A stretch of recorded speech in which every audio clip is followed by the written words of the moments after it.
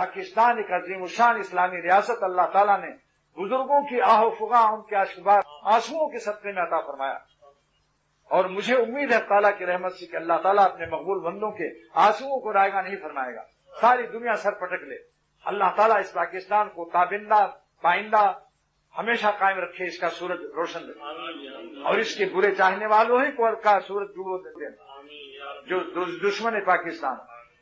اب یہاں ایک ہی سوال ہے کہ اسلامی ریاست تو جب ہوتی جب یہاں اسلامی قانون نافذ ہوتا، جب اسلامی قانون نافذ نہیں ہے، رات دن یہاں بدماشیاں اور فسق و فجور نظر آ رہا ہے، پھر یہ اسلامی ریاست کیسی ہے؟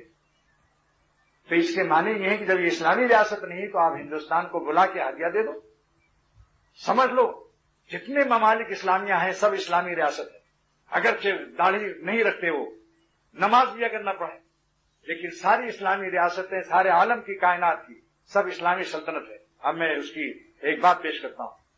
ناظم آباد نمبر 4 میں مولانا شبیر علی تھے، حضرت تھانوی رحمۃ اللہ علیہ کے سگے بھتیجے۔ میں کبھی کبھی جا کے ان سے پوچھتا تھا کہ ذرا کچھ باتیں ہمیں حکیم الامت کی سنا دو، تو ایک دن فرمانے لگے کہ حکیم الامت تھانوی رحمۃ اللہ علیہ نے فرمایا کہ عام لوگ سمجھتے ہیں کہ اسلامی سلطنت وہ ہے جہاں اسلامی قانون نافذ ہو، ورنہ سب غیر اسلامی سلطنت ہے۔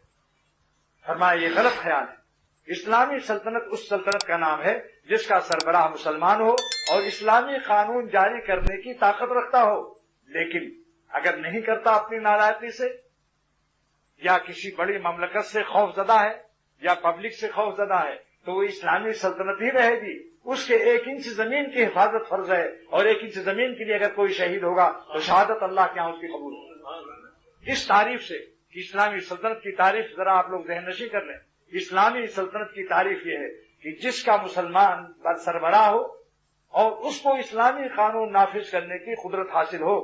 قدرت ہونا اور ہے، استعمال قدرت اور ہے۔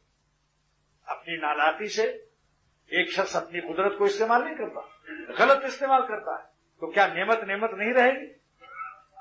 تو پاکستان کی نعمت ہے، غلط استعمال کرنے والے مجرم ہیں، پاکستان کو برا کہنے والا نالائق۔ پاکستان کا کیا قصور ہے بھائی؟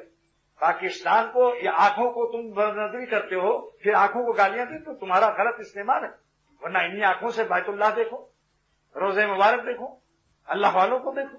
آج یہی مملکت پاکستان اگر سارے فوج ہماری تہجد گزار اللہ والی ہو جاتی تو میرے شیخ فرماتے تھے شاہ عبد الغنی رحمۃ اللہ علیہ کہ دہلی پر ہمارا جھنڈا لہرا جاتا۔